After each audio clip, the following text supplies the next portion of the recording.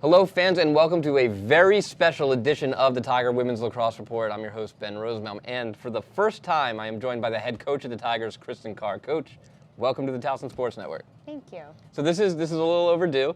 You got here and then I went away because I was a jerk and I had a baby. So I went away for 3 months, but then you were right in the trenches. You got right to work. You hired a staff. But let's rewind just a little bit. When the Towson job opened, what interested you about Towson? Why did you want to be the head coach of the Tigers? There's a few different things. One, I see Towson, especially Towson Lacrosse, as a sleeping giant, so to speak. And it's in a great location. You can play competition, very strong competition at all points of the season. They've always gotten talented recruits in the past, and just knowing that this program and this team could consistently be a national contender and a perennial powerhouse was something that really excited me, and wanting to try and see what we could make happen.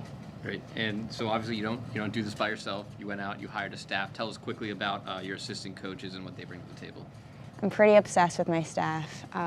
They're amazing human beings and people, and they really have such a great value system in place themselves that complement the staff unit as a whole, so to speak. But Kellen Friedman, she is our defensive coordinator. Beck Lane is our offensive coordinator.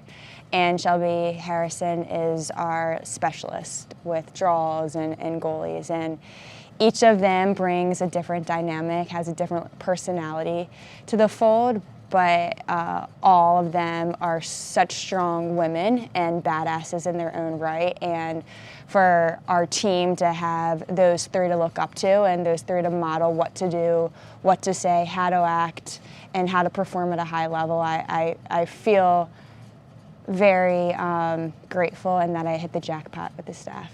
That's great. And now that you all have been here for a while, what have you learned that maybe you didn't know about Towson? What excites you even more about being here in Tigertown? I think it's been so fun. I mean, it's flown.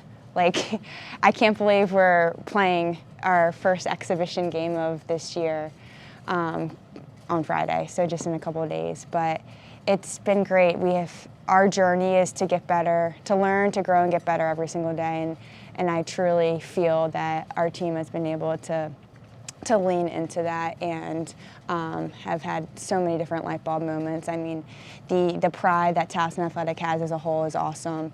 From women's soccer in the fall and volleyball, and getting to catch different men's and women's basketball games. I think there's a great tight-knit community, so that piece is awesome for somebody who loves athletics and loves all types of sports. And then to have the brains of football and lacrosse in the same field house, and being able to pick their brains and just figure out different nuances of how to be successful in elite in our own right has been really exciting for me. And I'm pumped to just support the men's team this spring and have a couple of doubleheaders on the way too. Absolutely. And when we get into it, obviously non-conference will come and go, Yeah. and then you're into the conference. CAA, very tough conference, has been for the last few years. Stony Brook enters the fray last year. Yeah. Your thoughts on the CAA and the opportunity to have really good competition in conference?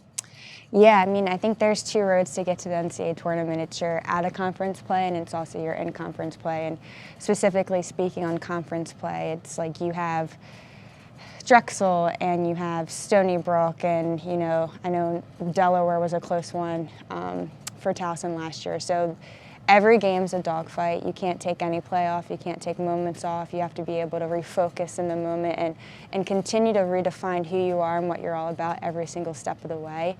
But we wouldn't want it any other way. I think the more you can be battle-tested and face challenges, the better you're going to be in the long run. And we're excited to do that as a group this year. And before we get to your thoughts on the roster, I want to talk about something that was very interesting to me, especially in this day and age. And with college athletics being the way it has been the last few years, and the transfer portal becoming huge, and Towson went through a coaching change. And we've seen with other sports around the country, with other programs, no matter what, if there's a coaching change, whether the coach gets let go or the coach just moves on, you have some roster turnover there through the transfer portal. You didn't have any. The team stayed together, and they obviously bought in very quickly. And I asked Lindsay Marshall about this too when she was on air with us for a basketball game.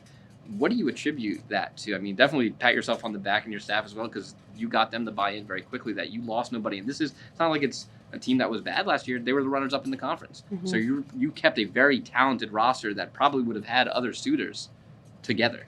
Just your thoughts on that, being able to keep this team together. I mean, it's all about them. They have been so open to our staff and our philosophy and what we're all about. They're eager to get better and to leave no stone unturned when they step on the field, and they want to work to be the best they can be and to ultimately become champions at the end of the day. And I give them all the credit. I know sometimes with change, things can be really challenging and hard, and it's just because it's different and it's not something you're used to. But the team overall has just been excellent. And I mean, I'm still smiling from being able to work with them every day. And our leadership has been huge, starting with the seniors from day one to, our captains and unit leaders, and we feel very lucky that each person on the team can have a leadership role, but it can also find value in following depending on what the situation calls for. So I'm excited for them. They've been knocking on the door for the CAAs for a couple of years now, so we want to do what we can to help them earn what they've been working for all year. And this roster, let's talk about them now. I mean, definitely a few stars that stand out. Lindsay Marshall, Milana Zizakovic, Blair Goodrich, Joe Torres in between the pipes. Your impressions of the roster and your thoughts on what's going to be out there on the Tiger Field and Unitas. Yeah. I think we have a lot of different types of lethal combinations. I mean, you're spot on with naming the four that you did name. I think they're high-level players that can influence the game, no matter where they are in the field. And we're very lucky that they get to wear our uniform and they're on our sideline. But they're also team players, and they're going to do whatever they can to help create opportunities for their teammates and do whatever they can to truly be the best, when the first whistle blows to the last. And couldn't be more excited to help get them to the next level in their own play. But what makes them great is that they want it for their teammates too. And you yourself, you still play, you still compete. How do you think that gives an advantage as you as a coach when you can connect with a player and like, hey, this is what I do, or I see what you're trying to do here? How does that, you think, to someone who maybe hasn't played in a while, or who doesn't play, who hasn't played women's lacrosse, how do you think you have that advantage, being that you still actively play? Yeah. I love lacrosse. I love every aspect of it. I think having compassion and being able to meet people where they are is a really important skill. And, I think that I have a lot to learn on my end in so many different facets, but being able to kind of be in the trenches, so to speak, and understand a little bit what our team's going through is important. But overall, I'm a learner at heart, and regardless of whether or not I play or I'm coaching, it's just you can always learn and take something from somebody and get to implement it into your play. But I think it's really important to me that, the girls have fun and they play with joy and they compete with a sense of pride and purpose for Towson and what we're all about. And I try to embody those things day to day, so hopefully that resonates with them and leaves a nice imprint on their hearts. And without giving too much away of the X's and O's of it, what can fans expect from the Tigers this year? What will they see on the field? What kind of style of lacrosse are we going to see? We want to play with pace. We want to play with great intention and purpose behind what we're doing on any side of the ball.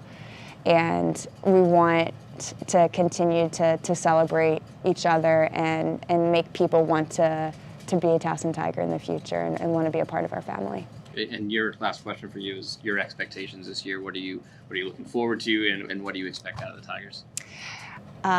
Big expectations. You know, we are driving home different standards, but before we can accomplish anything, you have to have a vision and a journey, and truthfully, our journey is to learn, to grow, and to get better every single day. And when we do that and when we can stack things up, we'll ultimately become the team that we're meant to become.